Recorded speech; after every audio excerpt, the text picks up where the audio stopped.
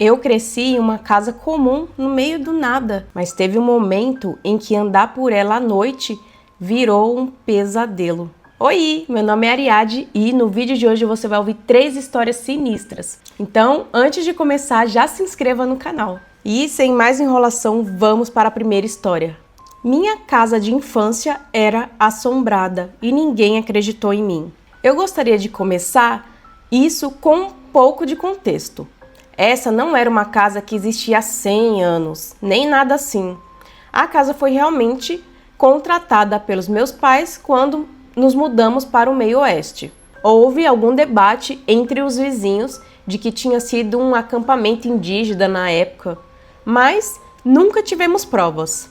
De qualquer forma, coisas aconteceram naquela casa que ninguém na minha família acreditaria em mim, principalmente por ser uma casa religiosa. Tudo começou quando meu pai ficou doente do nada.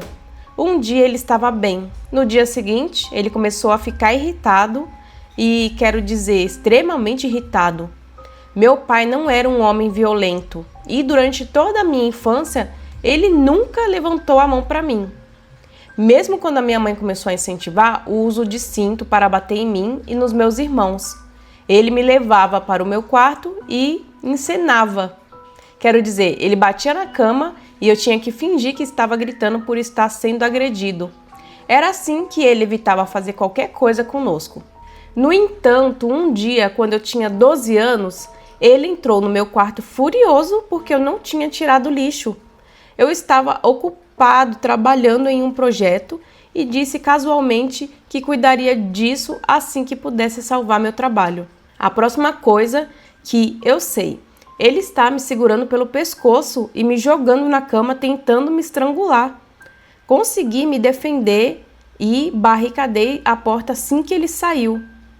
Resumindo, uma semana depois descobrimos que ele tinha 2 tipos de câncer e ambos em estágio 4. Considerando o que tinha acontecido, eu estava na verdade um pouco feliz com isso, um sentimento que ainda me fez sentir culpa até hoje. Cerca de um mês depois, ele se foi. Minha mãe descreveu o momento como algo surreal. Ele estava deitado na cama do hospital, olhando para a porta com uma expressão surpresa no rosto e imediatamente morreu. Eu achei estranho, mas não pensei muito sobre isso. Poxa, eu estava tendo que fingir que estar chateado para os membros da família na época. Logo depois, a vibe de toda a casa começou a mudar. Sempre parecia que alguém estava me observando, mas não importa quantas vezes eu checasse, eu sempre estava sozinho. Devo acrescentar que, na época, morávamos em uma parte remota do meio oeste. Remota o suficiente para que os caipiras vagando pela nossa propriedade à noite fossem um problema. Abençoe a segunda emenda.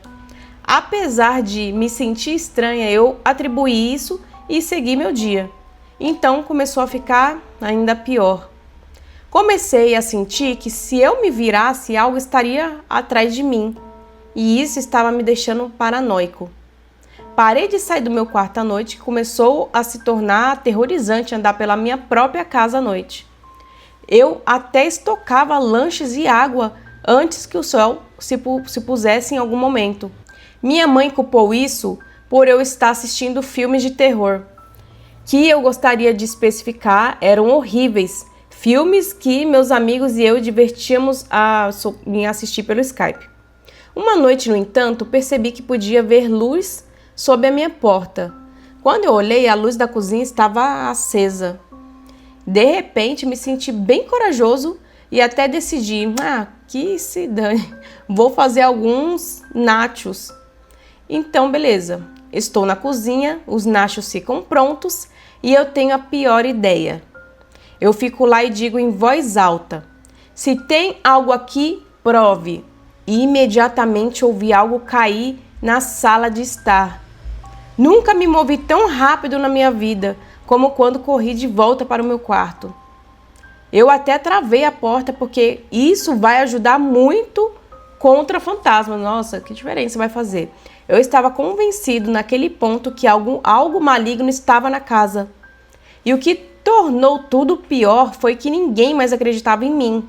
Então, chegamos ao último dia. Novamente, sem clichês. Aqui. Sem noite tempestuosa, sem falta de energia, nada disso. Era plena luz do dia, cerca de 2 horas da tarde, e eu estava sozinho em casa. Morávamos tão longe no campo que uma viagem até o Walmart levava cerca de 3 horas. E quando me perguntaram se eu queria ir, é claro que eu disse que não. 3 horas era tempo suficiente para eu me esconder e assistir o Watchmen na TV da sala sem ser pego. Cerca de 1 hora depois do filme, estou tranquilo, dia ensolarado lá fora, e de repente meu irmão começa a rir descontroladamente de algo. Ele e eu temos o mesmo senso de humor e iríamos rir das mesmas coisas normalmente. Então eu me levanto para ver o que é tão engraçado, quando isso me atinge como uma parede de tijolos. Eu estava em casa sozinho. Começo a andar devagar em direção ao quarto dele, e durante todo o tempo ele estava apenas rindo, como se tivesse encontrado a coisa mais engraçada da vida dele. Chego à porta e o quarto está vazio. Ainda assim eu posso ouvir a risada vindo do meio do quarto. Coloco um pé dentro do quarto e o som para. Não apenas a risada, parecia que não havia som algum, exceto o sangue pulsando em meu cérebro. Nunca estive tão incomodado na minha vida e imediatamente fechei a porta dele e voltei para o filme na tentativa de terminá-lo. Eventualmente, a minha família chegou em casa, mas eu não contei a eles sobre isso nesse ponto. Eu sabia que eles dispensariam tudo que eu dissesse. Aquilo foi o que você poderia chamar de final de tudo. Eu estou deitado na cama e ouço o meu outro irmão andando pelo corredor. Devo observar que meu irmão mais novo tem necessidades especiais e era frequente ele simplesmente vagar pela casa, meio falando sozinho. Eu me levanto e abro a porta para levá-lo de volta para a cama, quando eu percebo que não havia ninguém no corredor. Ao mesmo tempo, ainda posso ouvir os passos que de repente passam correndo por mim e entram no meu quarto, começando a bater rapidamente. Eu estava tão assustado que pulei na cama e puxei o cobertor sobre o meu rosto para que eu pudesse apenas focar no teto. Foi então que eu o vi. A forma era difícil de descrever, mas parecia quando você olha para uma lâmpada e depois desvia o olhar para ter aquele tipo de imagem queimada da luz em seus olhos, sabe? Por alguns segundos. Os olhos, no entanto, eram amarelos brilhantes e pareciam olhos de gato.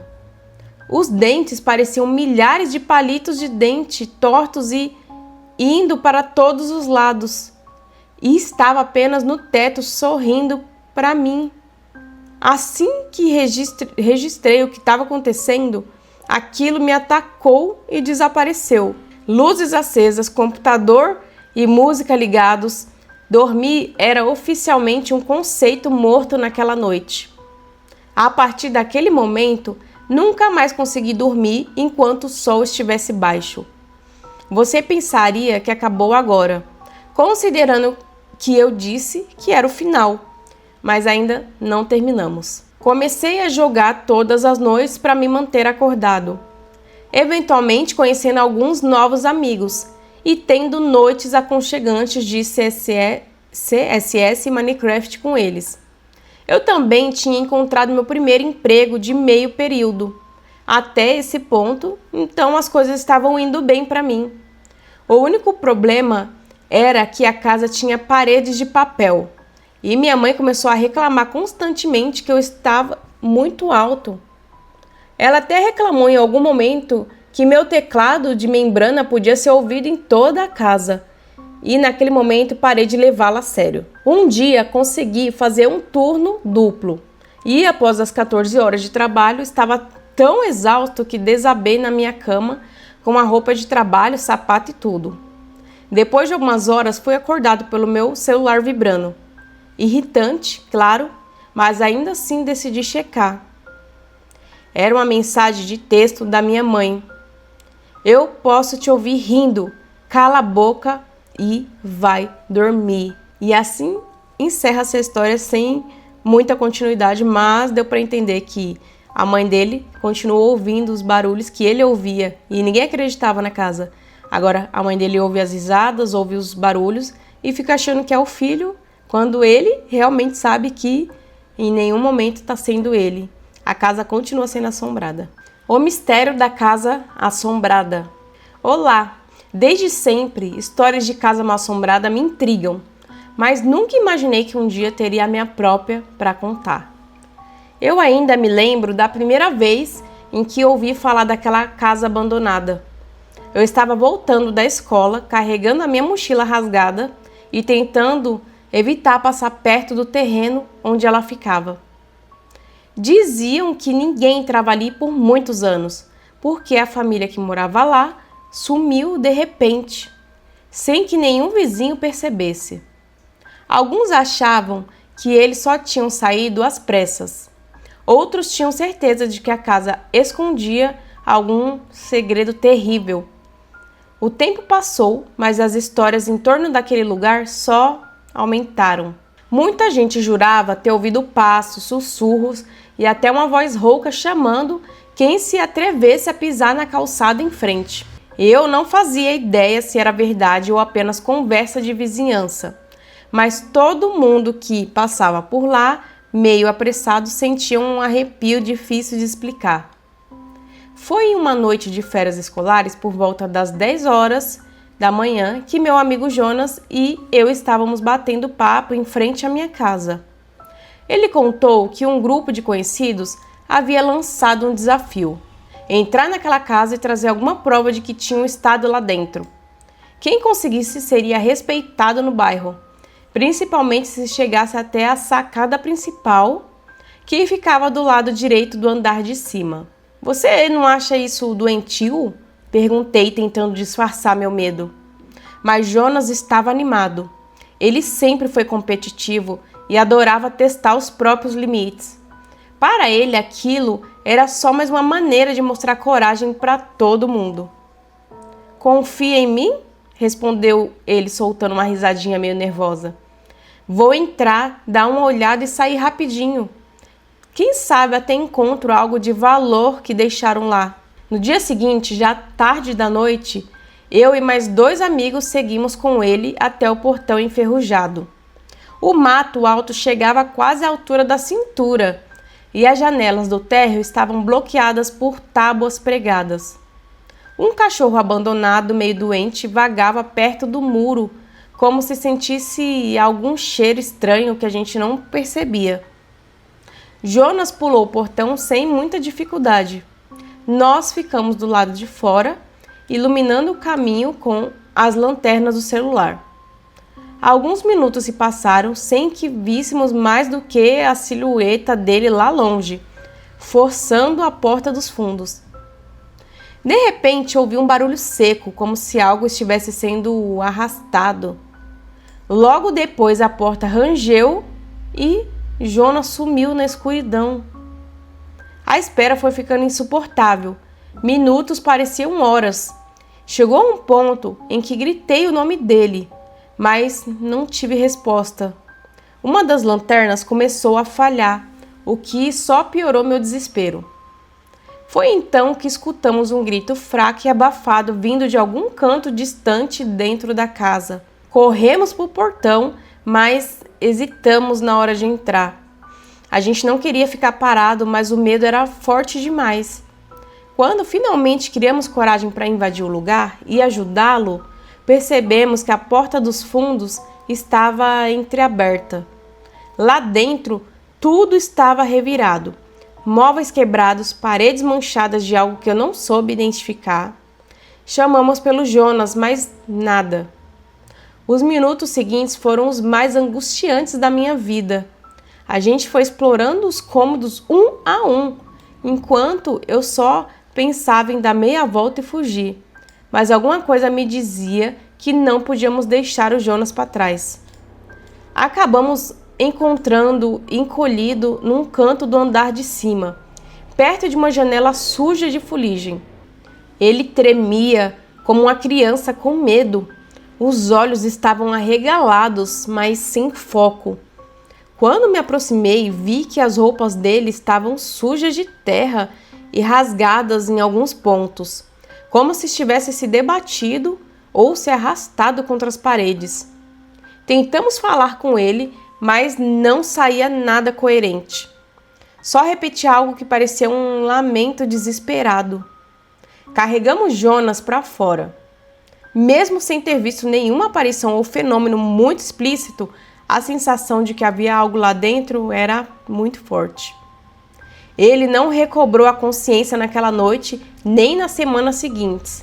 Mesmo com todo o cuidado que a família ofereceu, Jonas nunca mais foi o mesmo. Quase não comia, tinha pesadelos constantes, gemia na madrugada. Passaram-se quase 2 anos e a cada visita minha era um susto. Ele parecia ter envelhecido várias décadas. Até hoje não sei o que ele encontrou na casa. Pode ter sido algo comum, como um morador de rua agressivo, ou alguma coisa que foge de qualquer explicação lógica. A verdade é que a construção continua abandonada, tomada pelo mato, com a porta ainda meio arrombada. Ninguém teve coragem de reformar e quase ninguém se arrisca a chegar perto. De vez em quando passo por lá, sempre com pressa, para ser sincero, sinto aquele mesmo arrepio. Uma sensação de que tem algo ali que não consigo enxergar. Penso que cada pessoa tem seu próprio limite para o medo. Mas depois de tudo que vivi, aprendi que coisas de casa mal-assombrada podem ser bem mais reais do que a gente imagina. Não sei se são seres sobrenaturais ou não, mas há lugares que parecem carregar uma energia pesada, como se fossem a lembrança viva de algo que nunca deveria ter acontecido. Se o Jonas não fosse querer ser tão corajoso, ele talvez tinha evitado passar por isso, né? Sorte a dele que os amigos deles enfrentaram o medo e foi entrar na casa para buscá-lo, porque é capaz de que ele ficasse lá para sempre, até definhar e morrer, desaparecer, pelo medo que ele estava, pela falta de consciência, de noção de não se alimentar. Então, ainda bem que ele tem bons amigos, né? Me fala aí o que vocês acharam da primeira e dessa história. E agora vamos para a última história. O casarão da Rua Silenciosa. Eu nunca fui de falar dessa história em público. Volta e meia fico tentando entender se tudo rolou mesmo do jeito que lembro ou se a minha cabeça embaralhou os fatos e criou algo ainda mais assustador. Mas sempre que fecho os olhos, sinto aquele mesmo calafrio de antes. E por mais que eu tente achar uma explicação lógica, nunca consegui esquecer o que vi. Aconteceu só uma vez na minha vida, mas foi o suficiente para me atormentar até hoje. Quando eu tinha 11 anos, morava num bairro sossegado, daqueles em que as crianças brincavam até tarde na rua sem que ninguém ficasse muito preocupado, sabe? Era tudo bem simples. Nos finais de semana, os vizinhos se juntavam para conversar na frente de casas e a molecada jogava bola num campinho improvisado perto de um terreno baldio. Eu costumava ficar no gol porque gostava de observar tudo em volta. Dizem que ser goleiro exige coragem, mas naquela época eu nem imaginava que enfrentaria um medo muito maior do que uma bola no ângulo. Na mesma rua, haviam 2 casas que chamavam a atenção. Uma era da família Freitas. De um dia para o outro, eles desapareceram como se tivessem arrumado as malas na madrugada e saído correndo. A casa ficou fechada, com correntes no portão, janelas escuras por dentro e um clima de abandono que alimentou todo tipo de boato. Diziam que estava cheio de dívidas, que tinham viajado e nunca mais voltado. O que fugiram de algum problema? Ninguém sabia ao certo. A outra casa era ainda mais estranha. Um casarão de 2 andares que tinha pertencido a um tal de Vicente. Ele morreu antes de eu nascer. E desde então o lugar ficou vazio por muito tempo. Tempo suficiente para surgirem várias histórias. Dizem que de madrugada saíam uns barulhos esquisitos lá de dentro e que algumas luzes piscavam nas janelas no segundo andar. Às vezes, adolescentes apareciam por ali para provar coragem. Pulavam o muro e juravam ter visto objetos caídos, vultos que sumiam nos corredores e, em certos casos, sinais de que alguém ainda morava lá. Meu grupo de amigos era formado pela Rita, pelo Beto e pela Karina. A gente estudava junto e passava boa parte da tarde brincando na rua. A Rita morava em frente ao terreno baldio e dizia que às vezes ouvia um coro baixinho e desafinado vindo do casarão do Vicente. O Beto tirava sarro, dizendo que devia ser gato brincando no telhado. A Karina tinha um medo diferente. Contava que do quarto dela via de vez em quando uma pessoa parada no quintal, sem se mexer, como se estivesse de olho na rua. Numa sexta-feira, depois da aula, combinamos de nos encontrar para jogar bola. Não teríamos aula no dia seguinte, então podíamos ficar até mais tarde. No começo da noite, enquanto o Beto tentava ajeitar a rede do nosso gol improvisado, reparei que o pai da Rita estava pintando o portão da casa deles. Ele parecia concentrado, mas de vez em quando olhava na nossa direção, checando se estava tudo bem. O jogo foi até depois das 9 da noite. Sentamos no meio-fio para descansar e começamos a falar de novo do casarão vazio. Qualquer dia a gente entra lá, falou Beto, se achando todo valente, secando o suor da testa. Eu não tenho essa coragem, respondeu a Karina, encarando as janelas escuras. Se aparecer algum fantasma, você é o primeiro a correr, aposto. A Rita riu, mas logo deu de ombros. Me disseram que no segundo andar tem um quarto cheio de espelhos. É ali que o pessoal mais velho vê umas coisas esquisitas. Fiquei quieta, só ouvindo. No fundo, eu queria mostrar que não era medrosa, mas meu estômago embrulhava sempre que pensava em entrar lá. E tinha outro detalhe. A casa da família Freitas, do lado, seguia numa quietude ainda mais sombria. Talvez por ter sido habitada até pouco tempo atrás. A sensação de vazio ali era mais real, mais forte do que as histórias sobre o casarão do Vicente. Naquela mesma noite apareceu um pessoal mais velho com lanternas.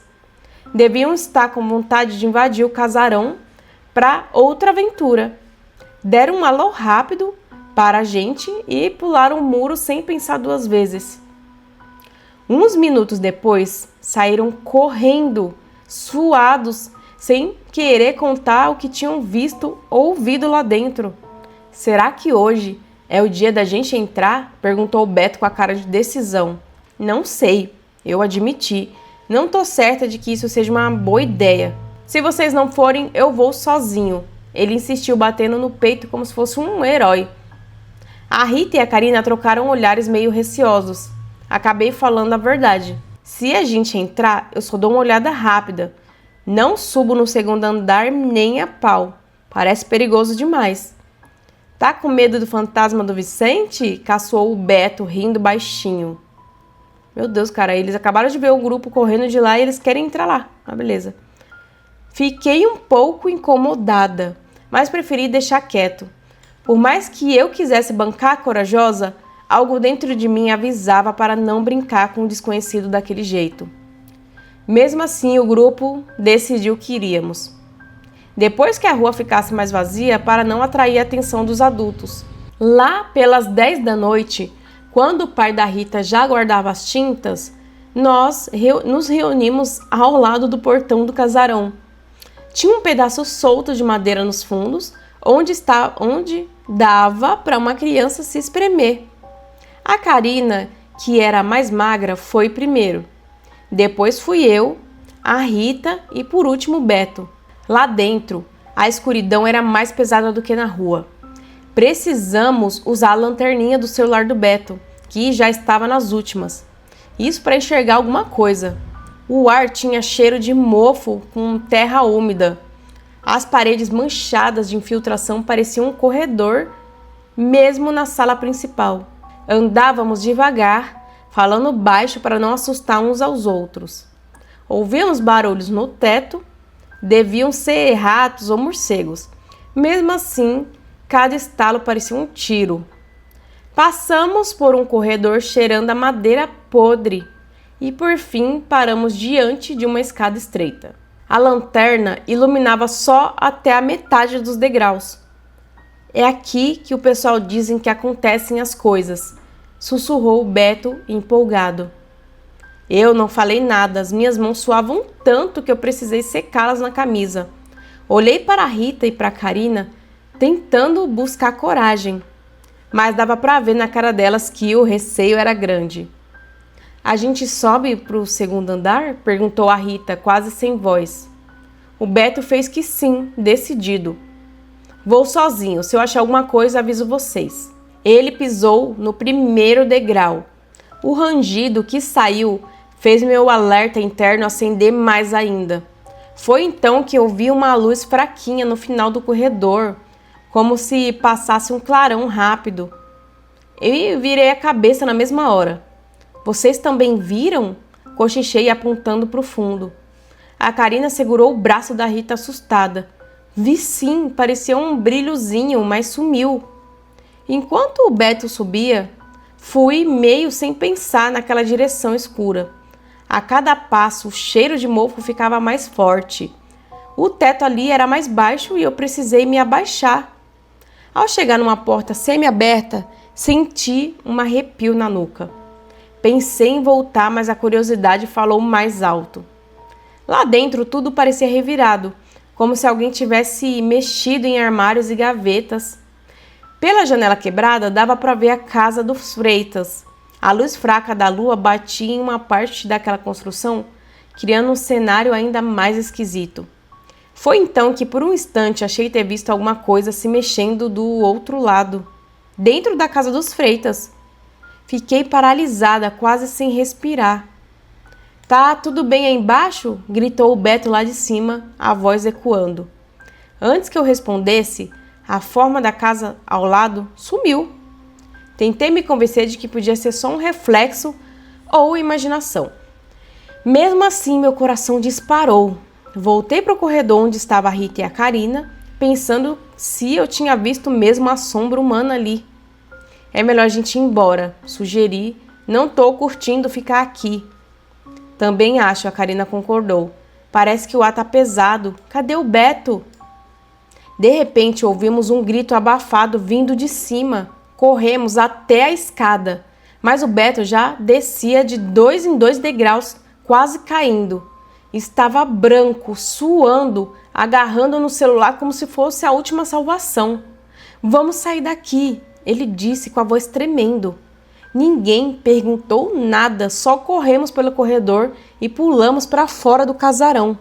Sentados no meio-fio, o Beto contou que não viu nada muito claro, mas jurou ter ouvido passos se aproximando do segundo andar. E ao iluminar o teto, viu algo se mexer rapidamente no escuro, como um braço atravessando a porta. Achou que podia ser um morador de rua, algo assim, mas quando tentou falar, sentiu que aquilo não tinha uma forma definida. Foi o que ele disse, todo engasgado de medo. Assim que conseguimos respirar melhor, percebemos um certo tumulto perto da casa dos Freitas. Alguns vizinhos estavam agitados, falando alto, querendo entender o que estava acontecendo. Um senhor apontava para a janela da casa, dizendo que tinha visto alguém lá dentro.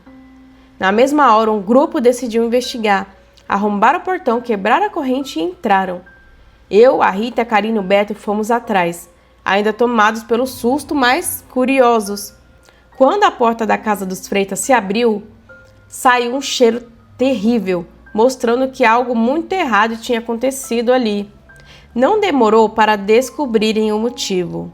Num cômodo dos fundos, trancado por dentro, encontraram um corpo em decomposição avançada. Ninguém sabia dizer quem era. Talvez alguém que tentou se esconder ali ou até mesmo alguém da própria família Freitas. Bateu um desespero nos vizinhos. Um deles ligou para a polícia. Todos ficaram do lado de fora esperando sem saber o que pensar. Olhei para as janelas da casa lembrando do que eu tinha visto. Parecia que nada mais fazia sentido. como se cada passo dado naquela noite nos tivesse levado para o pior desfecho possível. Pouco tempo depois, chegaram as viaturas.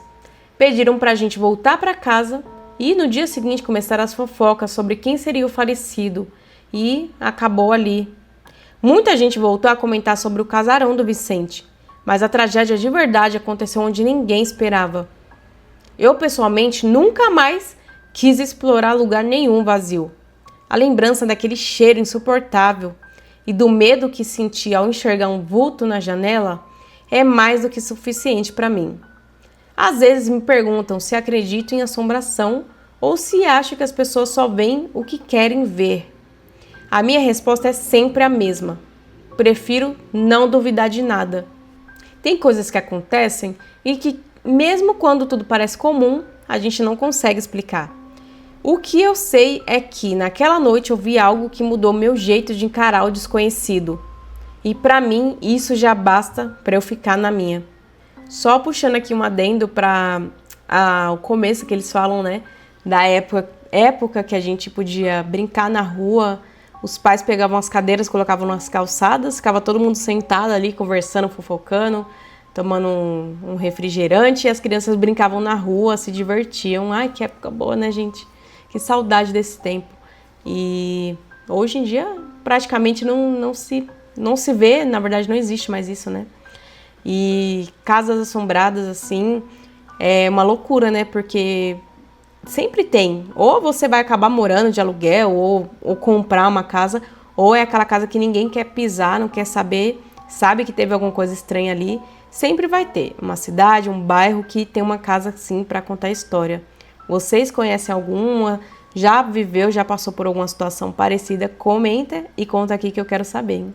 Bom, meus amores, essas foram as histórias de hoje. Eu espero que vocês tenham gostado bastante. Se você também tiver uma história que quer que eu leia aqui no canal, pode enviar no e-mail que vai estar aqui na descrição ou deixar nos comentários.